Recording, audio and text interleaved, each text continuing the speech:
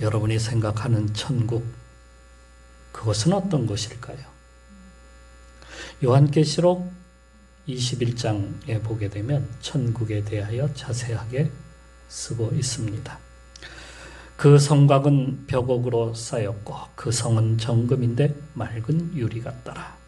그 성의 성곽의 기초석은 각색 보석으로 꾸몄는데 첫째 기초석은 벽옥이요, 둘째는 남보석이요, 셋째는 옥수요, 넷째는 녹보석이요, 다섯째는 홍만호요, 여섯째는 홍보석이요, 일곱째는 황옥이요, 여덟째는 녹옥이요, 아홉째는 담황옥이요, 열째는 비치옥이요, 11번째는 청옥이요, 12째는 자수정이라. 그 12문은 12진주니 각 문마다 한 개의 진주로 되어 있고 성의 길은 맑은 유리 같은 정금이더라. 어떻게 생각하십니까? 철학자들은 천국은 가장 완벽한 곳, 완전한 곳이라 이렇게 말을 합니다. 플라톤은 이 세상에서 듣지도 보지도 경험하지도 않은 완전한 세계가 그곳이다, 이렇게 말을 합니다. 그러니까 이 땅은 완전하지 않은 거예요. 그런데 어딘가에는 완전한 것이 있다는 거예요. 그 완전한 것, 그것이 바로 천국이다, 이렇게 말하는 것이죠. 우리가 사는 세상은 불완전하죠. 가난과 궁핍과 아픔과 슬픔과 고통과 결핍과 온갖 질병과 전쟁과 온갖 사고가 끊이지 않는 세상. 이 모든 것을 생각해 보면 사람은 뭘 생각할까요? 완전한 것을 갖다가 꿈꾸는 거예요. 완전한 곳에 가고 싶어 하는 거예요. 그래서 천국 가기를 원합니다. 그래서 천국은 가난하고 배고픈 사람에게는 어떤 것일까요? 먹을 것이 아주 모든 것이 다 있는 풍부한 그러한 것. 아프고 병든 사람에게 천국은 병이 없는 세상. 학폭으로 또 혹은 여러 가지 악플로 고통받는 사람들에게는 그곳에는 자유와 평화가 넘쳐나는, 누군가가 괴롭히는 그러한 사람이 없는 그러한 세상, 그러한 곳. 결혼하지 못한 총각에게는 처녀들이 즐비한 것. 이슬람에서는 그런다.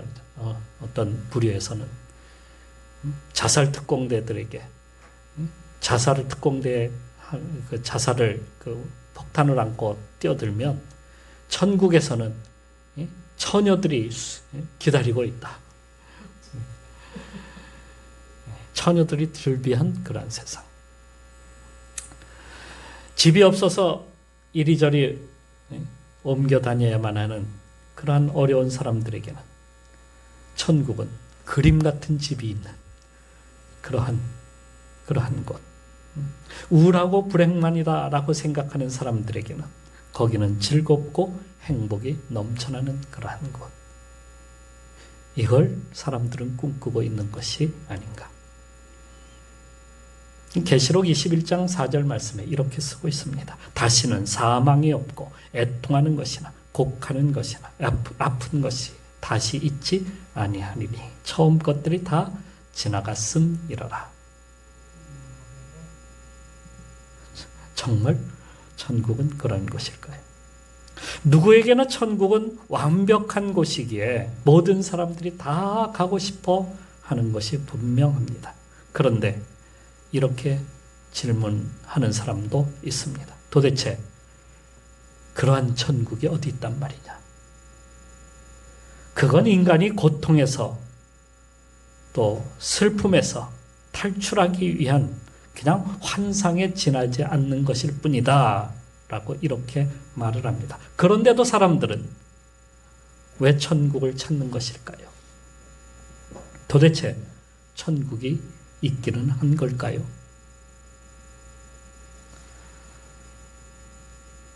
천국은 우리 가까이 와 있습니다. 예수님이 처음 선포하실 때에 그렇게 선포하셨어요. 어떻게 해요?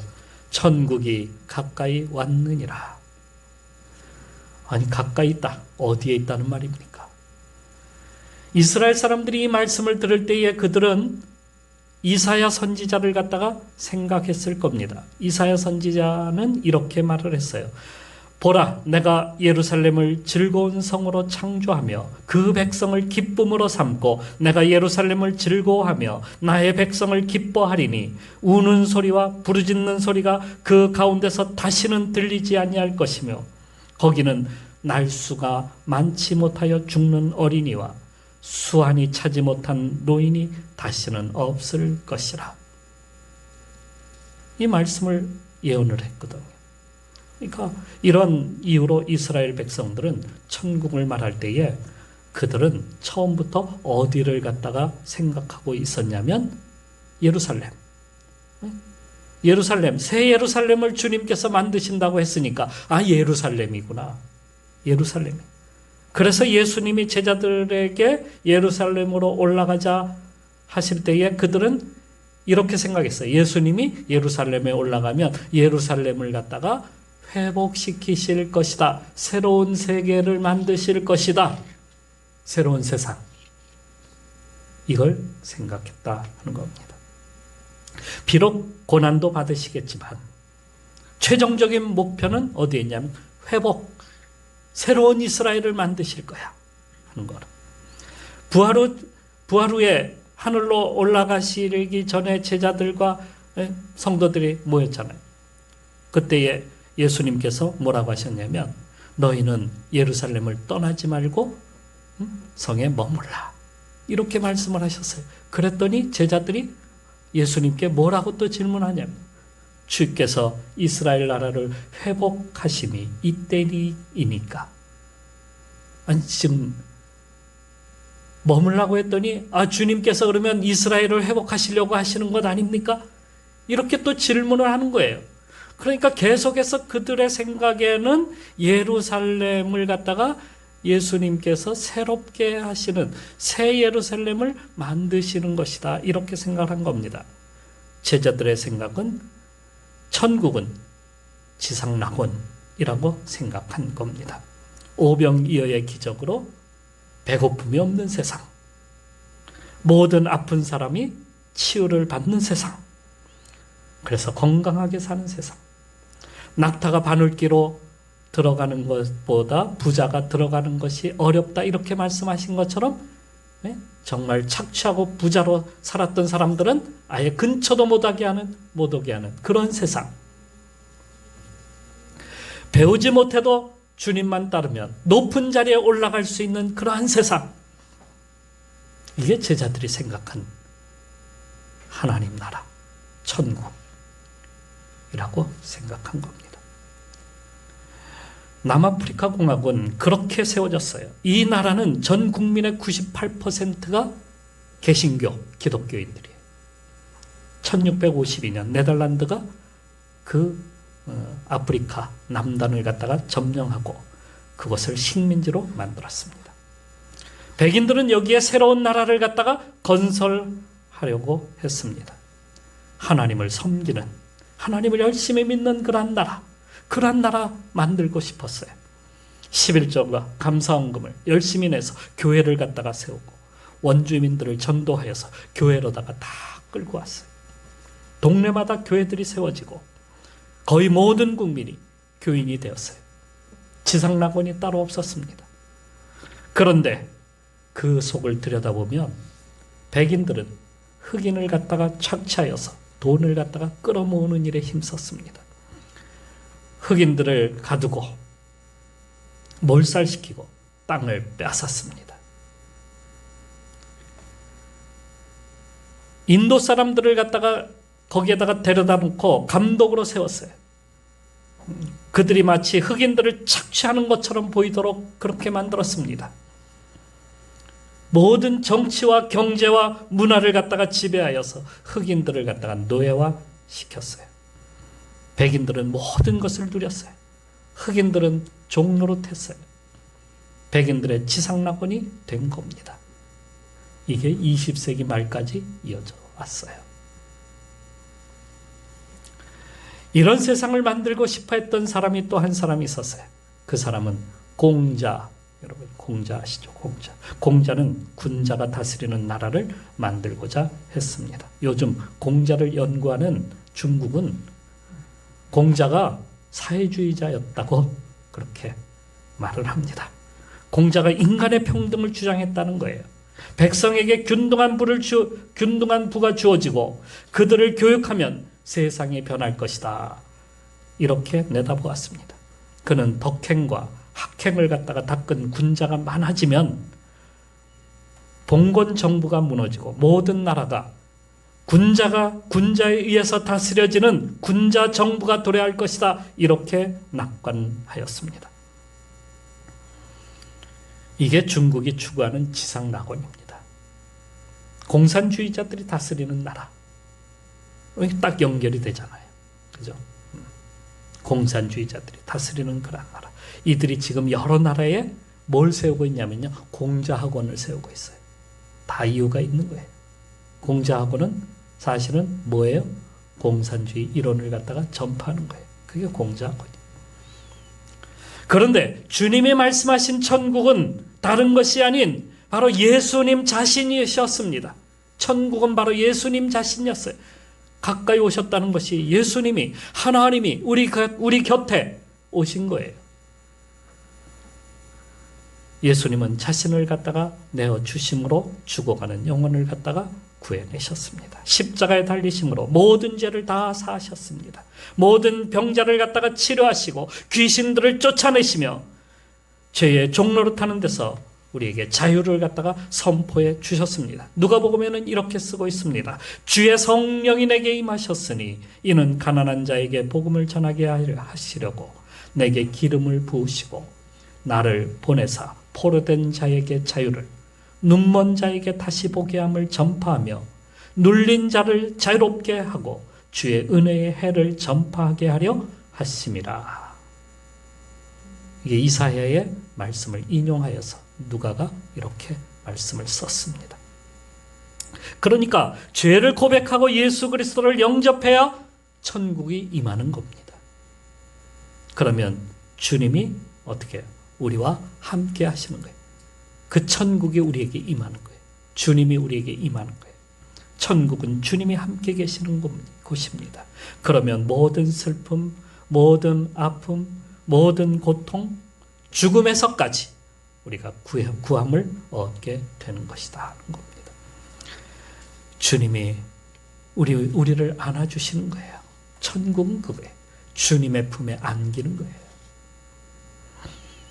거기에는 어둠이 없습니다. 거기는 대낮처럼 항상 빛이 비춥니다.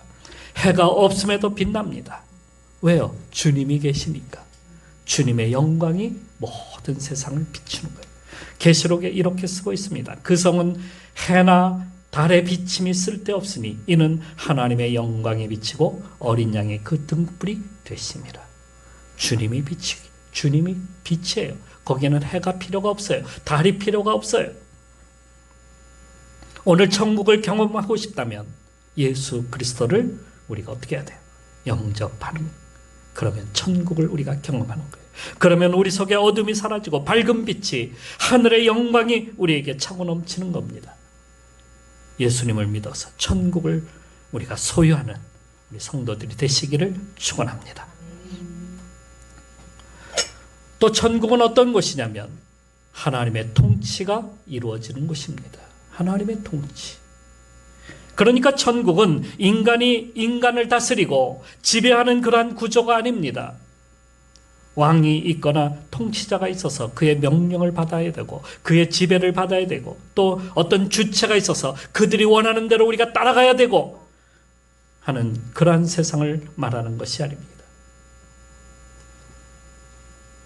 그래야 평화가 오는 것, 그러한 것도 아닙니다. 북한이라는 나라가 자기네 나라는 지상 낙원이다 이렇게 부르지만은 그들은 한 번도 북한 주민들에게 만족한 삶을 갖다가 제공해 주지를 못했습니다. 모든 것을 갖다가 동등하게 나누겠다고 말은 하지만 오히려 자본주의 국가들보다도 빈부의 격차가 더 심한 나라가 북한입니다. 또 중국에서는 공산당 상위층 1%가 국가의 거의 모든 부를 그들이 다 가지고 있다는 거예요. 2011년에 이미 세계 사치품 시장을 갖다가 점유율 1위로 만드는 나라가 중국입니다. 사치품 시장의 1위, 그 나라가 중국이에요. 중국의 상위 1%, 1300만 명의 소비가 세계의 명품업계를 갖다가 완전히 뒤바꿔로 놓아버렸다는 거예요. 그런데 이들을 살펴보면 이들이 누구냐? 이들은 바로 공산당 고위직 당원들이다 하는 겁니다. 그러니까 중국이 지금 현재 1인당 국민소득이 10,000불 정도래요. 10,000불 정도인데 우리나라보다 한 3배 정도 못하죠. 그런데 모든 부는 누가 다 가지고 있다? 공산당 고위층들이 다 가지고 있다 하는 겁니다. 국민은 못 살아도 자신들은 부자가 되려면 이걸 닮아가려는 사람들이 우리에게도 있어요. 하나님은 주님을 사랑하는 자를 갖다가 사랑하십니다. 하나님은 무슨 빈부의 차를 갖다가 두거나 그러지를 않으셔요. 하나님은 누구에게나 다 똑같은 하나님이시죠. 누구에게나 비를 주시고 누구에게나 똑같은 은혜를 갖다가 주십니다. 그 은혜를 갖다가 받을 만한 그릇이 되는 자에게 하나님께서는 놀랍게 더 충만하게 채워주시죠. 그러니까 하나님의 통치를 갖다가 받는 자에게는 하나님께서 더 놀라운 축복을 갖다가 더하시는 거예요. 하나님께 순종하는 자에게 하나님은 복을 더하신다고 말씀하시고 약속해 주셨습니다. 그러니까 인생이 주인이 되는 삶이 아니라 나의 주인은 주님이십니다. 이걸 고백하는 거예요. 이게 통치예요. 주님의 통치를 받는 건 그거예요. 내가 주인이 아닌 주님이 주인이 되는 그러한 세상. 주님이 다스리는 것을 갖다가 기쁘고 즐거워하는 그러한 마음으로 따르는 세상. 우리는 지금까지 하나님의 통치를 갖다가 거절하면서 살아왔습니다. 이걸 우리는 뭐라고 이야기하냐면 불신앙이라고 이렇게 말을 하는 거예요. 불신앙. 하나님이 없는 세상. 누가 주인이 되는 세상이에요? 인간이 주인이 되는 세상이에요. 인생들이 주인이 되는 세상이에요. 인생이 주인이 되어서 살다 보니까 어떻게 해요? 인간이 빛으로 나가는 것이 아니에요. 어두움으로 나가게 되고 오히려 실패로 나가게 되고 천국과는 점점 멀어지는 그러한 세상을 우리가 만들어가고 있는 겁니다. 하나님이 원치 않는 하나님의 나라가 아닌 지옥으로 우리가 만들어 왔습니다. 이제 지옥을 나와서 우리가 천국으로 가야 합니다.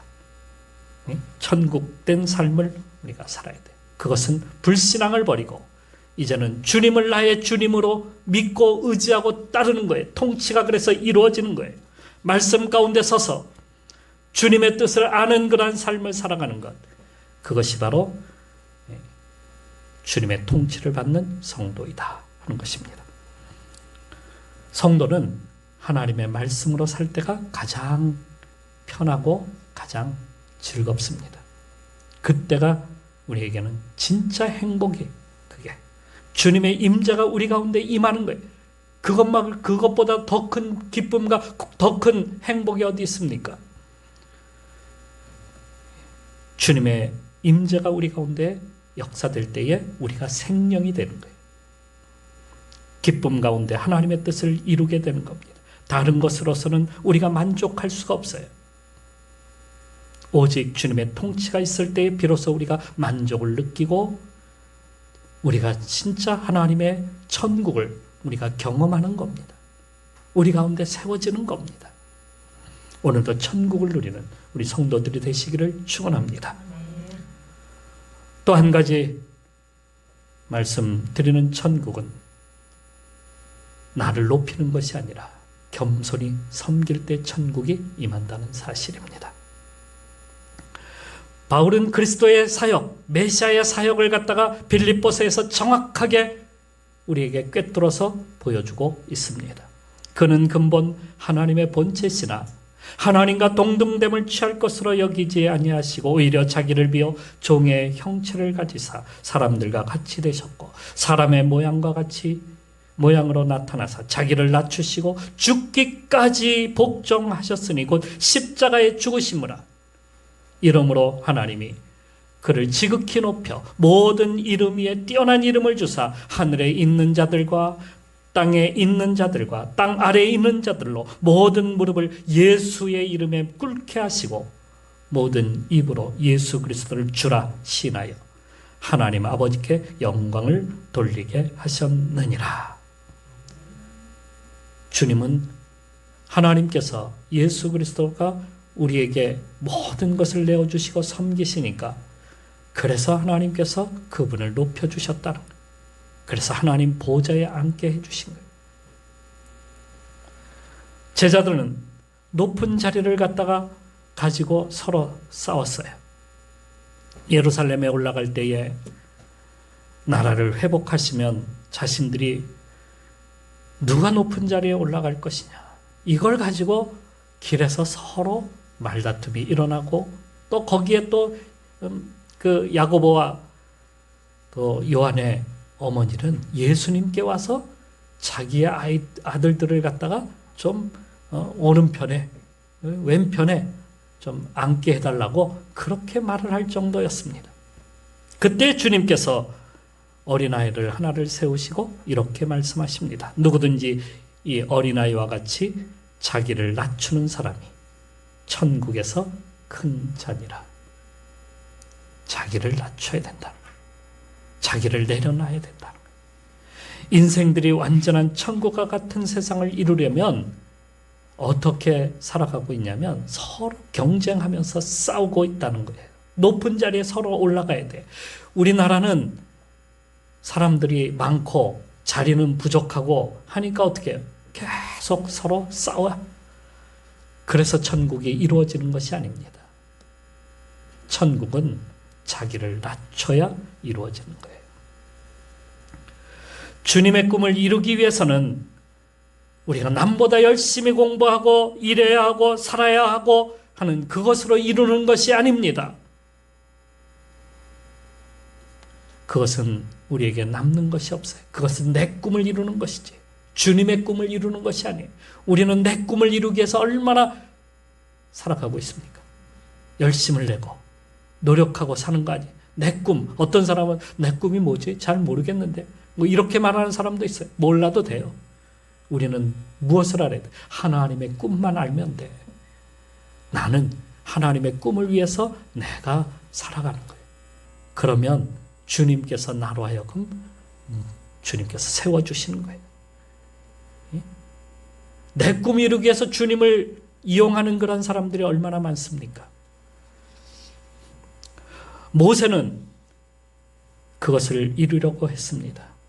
모세는 히브리인이었지만은 애굽인으로 성장했습니다. 그는 바로 왕의 딸 아래서 자라서 권력층의 한 사람이 되었습니다. 애굽의 문화와 종교와 군사와 모든 학문의 1인자가 되었어요. 하지만 자신이 히브리인인 것을 알고는 애굽의 노예로 고통당하는 자기의 민족을 갖다가 구원하고 싶었어요. 구원하고 싶다는 건 뭐예요? 자기가 거기에 가서 왕이 되고 싶다는 얘기예요. 그래서 그들에게 가서 노예에서 탈출하는 방법을 알려주었어요. 대항할 수 있는 방법도 알려주었어요. 칼을 만들고 말을 사고 군사훈련도 했지만 따르는 사람이 없었습니다. 왜일까요? 하나님 나라는 그렇게 해서 이루어지는 것이 아니기 때문이죠. 니므롯도 그런 세상을 원했습니다. 그의 나라는 바벨이었습니다. 그가 신할 평야에서 바벨탑을 건설했습니다. 그는 사람들을 지상낙원으로 인도했습니다. 높은 탑을 쌓고 하늘까지 올라갔어요. 그런데 결과는 멸망이었습니다. 이들의 최종적인 목표는 자신이 높아지는 데 있었기 때문입니다. 하나님이 높여주셔야 우리가 높아지는 거예요. 하나님이 세워주셔야 우리가 세움받는 거예요.